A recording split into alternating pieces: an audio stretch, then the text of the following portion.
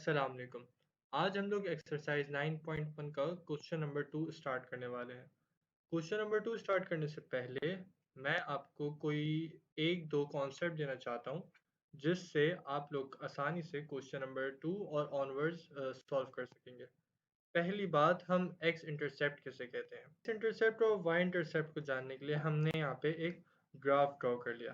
तो पता है कि हम इस एक्सिस को एक्स एक्सिस कहते हैं और इस एक्सिस को वाई एक्सिस कहते हैं। ठीक है, मैं आपसे बोलूँ कि मुझे एक्स इंटरसेप्ट निकालना है तो मुझे एक्स एक्सिस पे एक ऐसा पॉइंट चाहिए होगा जिस पे वाई की वैल्यू 0 हो। मतलब अगर मैं यहाँ पे या यहाँ पे कोई भी पॉइंट ले लूँ, वो मेरे लिए एक्स इंटरसेप्ट होगा। ठीक है, अगर मैं ऐसे ही वाई इंटरसेप्ट का बोलूँ तो वाई इंटरसेप्ट हम उस चीज़ को कहेंगे जिस पे आपकी एक्स के कंपोनेंट 0 हो जाए। ठीक है, यहाँ तक आपकी बात इंशाल्लाह क्लियर हो गई होगी। क्वेश्चन सॉल्व करने के आपके पास टोटल 4 स्टेप्स हैं। पहले स्टेप में आपको जो इनइक्वालिटी दी गई है उसको इक्वेशन में तब्दील करना है। वो हम कैसे करेंगे कि सिंपली जो यहाँ पे इनइक्वालिटी का साइन है उसको हटा के हम लोग इज इक्वल्स टू का साइन लगा देंगे। तो हमारे पास क्या हो जाएगा, 2x minus y is equals to 7। Step में अब हमें x इंटरसेप्ट और y इंटरसेप्ट फाइंड करना है। मैंने आपको स्टार्टिंग में x इंटरसेप्ट और y इंटरसेप्ट का कॉन्सेप्ट बता दिया था।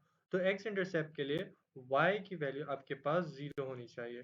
तो अब हम लोग इस y की वैल्यू 0 को इस इक्वेशन में रख के x की वैल्यू फाइंड कर लेते हैं। ये हो जाएगा आपके पास 2x minus 0 is equals to 7, और आप इसको लिख सकते हैं x इज इक्वल्स टू 7/2। ठीक है, यहाँ पे मैंने 7/2 0 जो x इंटरसेप्ट का पॉइंट है मैंने उसको ऑर्डर पेयर की शक्ल में लिख दिया ताकि ग्राफ प्लॉटिंग में आसानी हो जाए। अब हमें निकालना है y इंटरसेप्ट। y इंटरसेप्ट के लिए हम जैसे हम x इंटरसेप्ट के लिए काम किया था कि y को 0 कर लिया था, तो y इंटरसेप्ट के लिए हम x को 0 कर लेंगे। इंटरसेप्ट निकालने के लिए हम x को 0 कंसीडर करेंगे इक्वेशन में। जब हम 0 इक्वेशन में डालेंगे तो 2 0 से मल्टीप्लाई होकर 0 हो जाएगा। माइनस का जो ये y है, माइनस का साइन उधर जाएगा और 7 जो है नेगेटिव हो जाएगा ताकि y आपको पॉजिटिव मिल जाए। अब इसका ऑर्डर पे हम लिखेंगे क्योंकि पहले हम 0 का पॉइंट लिखते हैं फिर उसके बाद y का पॉइंट लिखते हैं, तो ये आपके पास ऑर्डर पे ये बन इस स्टेप की तरफ पढ़ना है। इस स्टेप में हमें ये देखना है कि ओरिजिन जो है ग्राफ का ओरिजिन वो क्या इस इनइक्वालिटी को सेटिस्फाई करेगा या नहीं करेगा। तो उसके लिए हम जो हमारे पास इनइक्वालिटी है उसमें ये जो आपके पास इनइक्वालिटी है इसमें आप x और y की 0 0 वैल्यू रख के देखेंगे कि क्या आपके पास ओरिजिन सेटिस्फाई हो रहा है या नहीं हो रहा। तो यहाँ पे ये आ जाएगा 2 into 0 और minus 0 is less than equal to 7। तो अब आप मुझे ये बताइए क्या 0 7 से छोटा या उसके बराबर होता है। तो हाँ बिल्कुल 0 जो है 7 से छोटा होता है। तो ये बात आपकी यहाँ पे प्रूव हो गई कि हमें जो इंटरसेप्ट्स हमें मिले उनको ज्वाइन करके एक लाइन ड्रॉ करनी है ताकि आपके पास इनइक्वालिटी ग्राफिकली शो कर सकें और वहाँ पे आपका सवाल कंप्लीट हो जाएगा। अब यहाँ पे x इंटरसेप्ट 7/2 है जिसको अगर आप डिवाइड करें तो 3.5 आएगा जो कि 3 और 4 के दरमियान होगा। यहाँ पे मैंने एक पॉइंट बना लिया। ठीक है, और आपके पास दूसरा y इंटरसेप्ट जो है वो -7 है जो कि आपके पास यहाँ पे एक लाइन। अब आप एक लाइन ड्रॉ करें जो कि ये 7 -7 से टच करती हुई जाए और जो कि y इंटरसेप्ट है, और 7/2 को टच करे जो कि x इंटरसेप्ट है।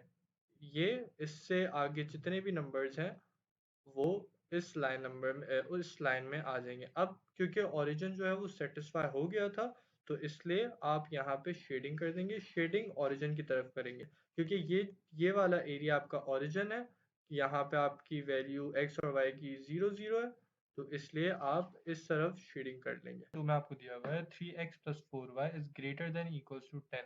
तो इसका सॉल्यूशन भी हम पिछले वाले सवाल की तरह करेंगे। पहले स्टेप में इन इक्वालिटी को इक्वेशन में तब्दील कर लें, मतलब इन इक्वालिटी का साइन हटा के इक्वेशन का साइन जो कि इक्वल्स टू का साइन होता है वो लगा ले। स्टेप 2 में हमें x इंटरसेप्ट और y इंटरसेप्ट निकालना है, तो x इंटरसेप्ट निकालने के लिए हम y इज इक्वल्स टू 0 रखेंगे इक्वेशन में।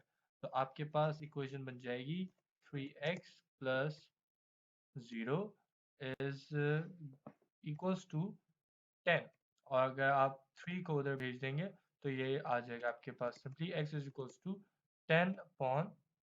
ये आ गई आपके पास x इंटरसेप्ट की वैल्यू। आप चाहें तो इसको ऑर्डर पेयर की शक्ल में लिख सकते हैं। x जो है 0 लेंगे और इक्वेशन में उसको पुट कर देंगे तो ये आ जाएगा आपके पास 0 plus 4y 0 plus 4y is equals to 10, और y इज इक्वल्स टू 10/4।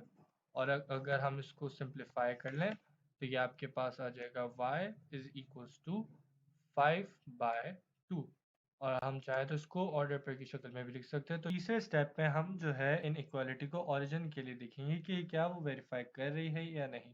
तो मैंने आपको बताया था कि ओरिजिन में वेरीफाई करने के लिए हम x और y की वैल्यू 0 0 ले लेंगे। तो ये हो जाएगा 3 मल्टीप्लाइड बाय 0 और प्लस 4 multiplied by 0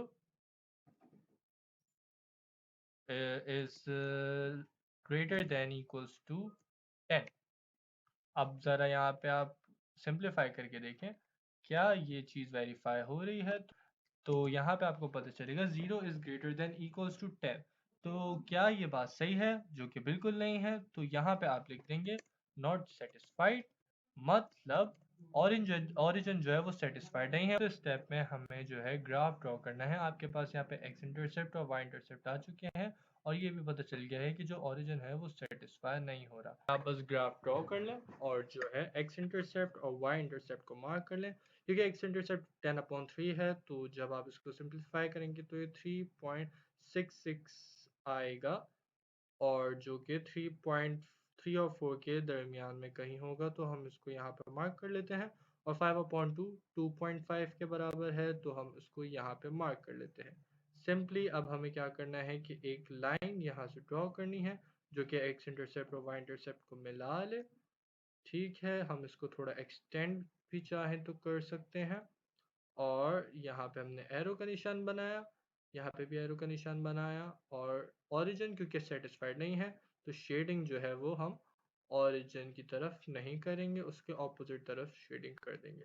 ठीक है, यहाँ पे आपका सवाल कंप्लीट हो गया। डिफ़िकल्टी हो तो आप कमेंट्स में पूछ सकते हैं, और मैं उम्मीद करता हूँ कि बाकी के दो स्टेप आप लोग खुद कर लेंगे। Thank you.